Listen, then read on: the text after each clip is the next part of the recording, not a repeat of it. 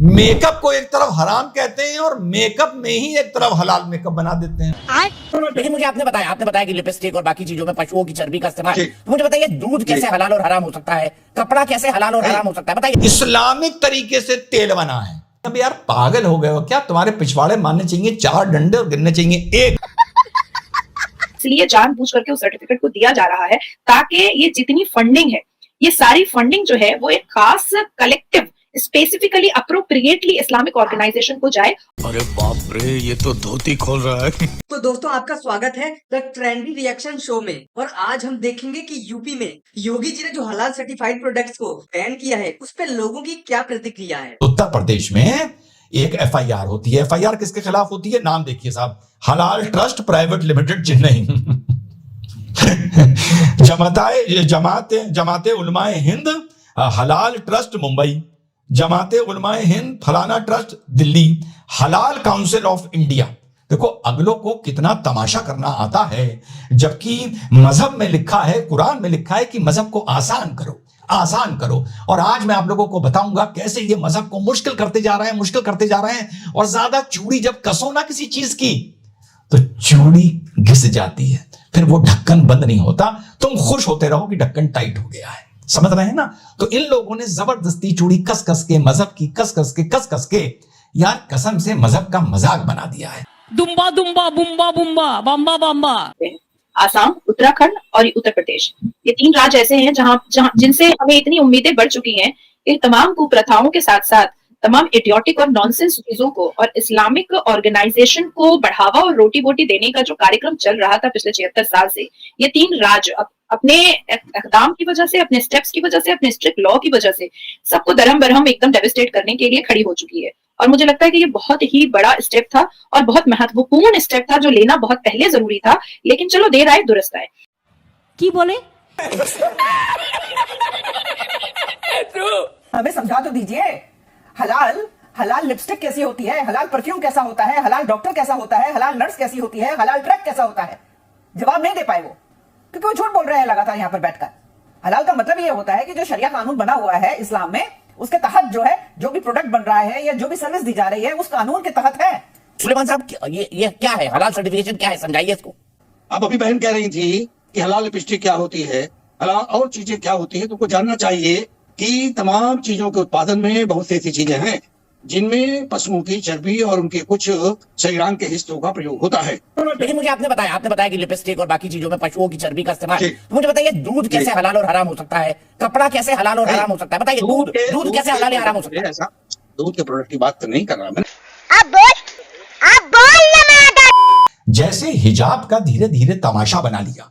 कहते हैं कि हिजाब मुसलमान औरत की इज्जत और आबरू का गहना है, तो फिर ये बोलो जो हमारे बुजुर्ग, हमारे घर की हमारे बुजुर्ग मोहतरमा जो हिजाब नहीं पहनती थी वो बेशरम थी। पूरी बात करो ना। अब तो सारी तमीज नई लड़कियों में आ गई है जो फैशन के चलते हिजाब पहन रही हैं, कलर कॉम्बिनेशन बना के बेच रही हैं और साथ में चटक को मेकअप भी कर रही हैं, चटक को लिपस्टिक भी लगा रही हैं। शाबाश बेटा, बहुत बढ़िया। सबसे पहले असदुद्दीन अवैसी और महमूद मदनी के साथ गले से गला और सुर से सुर मिला करके क्या कहा कि हम सारे इजरायली प्रोडक्ट्स को हम बॉयकॉट करते हैं। तो भैया असदुद्दीन अवैसी ने अपना व्हाट्सएप अभी तक बॉयकॉट नहीं किया। अगर इस्लाम मान रहे हो तो सही से मानो ना, ये साबुन हलाल होना चाहिए लेकिन अशफाक आलम रेप कर लेना चाहिए, कोई बात नहीं है। पहले भी लोग आवाज उठाया करते थे। अब भाई बिजनेसमैन लोग हैं, वो तो कहेंगे भाई तुम तेल साबुन में भी हलाल और हराम कर रहे हो, तो इसका मतलब है कि तुम मेरे बिजनेस को ठप करने की कोशिश कर रहे हो। क्योंकि ऐसे मुस्लिम ऑर्गेनाइजेशन का एक टारगेट होता है कि हम हलाल लिखेंगे तो सारी की सारी मुस्लिम कम्युनिटी हमारे यहाँ से ये सारे सामान खरीद फरोख्त करेगी और इससे जो पैसा कलेक्शन होगा वो ऐसे अलजिहाद और जिहादी एक्टिविटीज को बढ़ावा देने के लिए काम आएगी। ओ भैया धोखा। ठीक, हर चीज का तमाशा बनाना हम लोग को आता है। इसी तरह हम लोगों ने हलाल का तमाशा बना दिया। हलाल बेसिक कंसेप्ट एक शुरू हुआ था नॉन वेज फूड से, एक बेसिक चीज थी।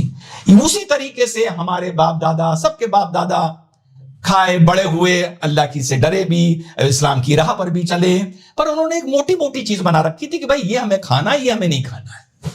लेकिन शौक था तमाशा करने का और ये तमाशे ज्यादा शुरू हुए सन 1980 के बाद। अब तमाशे में हाल ये हो गया कि होते होते हलाल पहुंच गया मेकअप पर। मतलब विडंबना देखिए, मेकअप को एक तरफ हराम कहते हैं और मेकअप में ही एक तरफ हलाल मेकअप बना देते हैं। ये समस्या है रे, क्या बोलने का।